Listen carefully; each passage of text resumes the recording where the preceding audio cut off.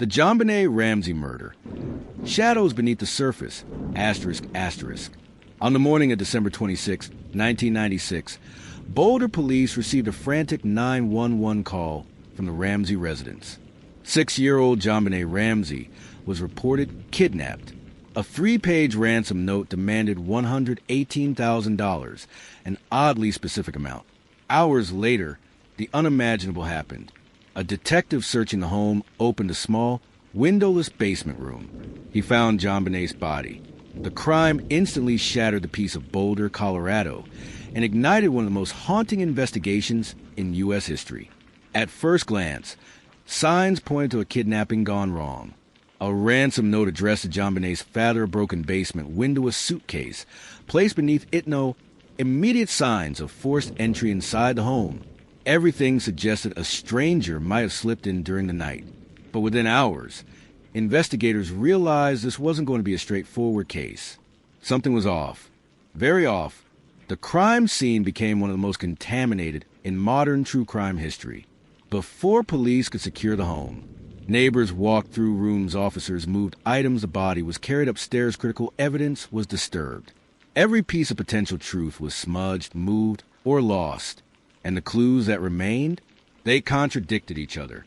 Investigators found themselves torn between two worlds. The intruder theory, supported by a boot print near the basement, window unknown DNA on JonBenet's, cold-fingered neighbor reporting a scream, that nightclub disturbance near the grate outside. But then, why write a long ransom note inside the house? The inside-the-home theory, supported by lack of force and door entry knowledge required to navigate the basement familiarity, suggested in the ransom note timeline inconsistencies. But no direct evidence pointed definitively to any family member. Both theories were strong. Both were weak. Every path led investigators in circles. As the investigation dragged on, pressure mounted. Media descended on Boulder public opinion. Divided sharply forensic experts contradicted each other. Detectives argued over theories political pressure built behind the scenes. Meanwhile, a detail in the ransom note caught analysts' attention. It seemed rehearsed. Drafts had been started and abandoned. Pages bore faint indentations, writing from previous attempts. This suggested the writer may have spent more time in the home than originally thought. Months later, a breakthrough emerged from a handwriting specialist reviewing enhanced scans of the note. In faint, nearly invisible indentations, likely from an earlier page, was a partial name. Not a Ramsey, not a relative, not a neighbor. It matched a former subcontractor who had once worked in the area. Someone with access to neighborhood, homisa history of petty burglary knowledge of basement, layouts a troubled personal background. Detectives tracked him down. He denied everything. His alibi placed him miles away, yet relied on the word of a single acquaintance, and time-stamped proof was weak. For a moment, he became the most promising lead, but DNA testing failed.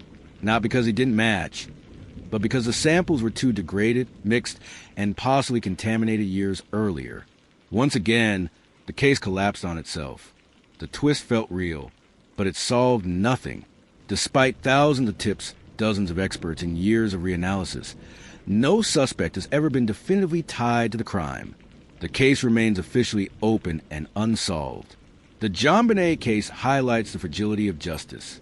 A single mistake, a home not properly sealed off, may have destroyed the path to truth.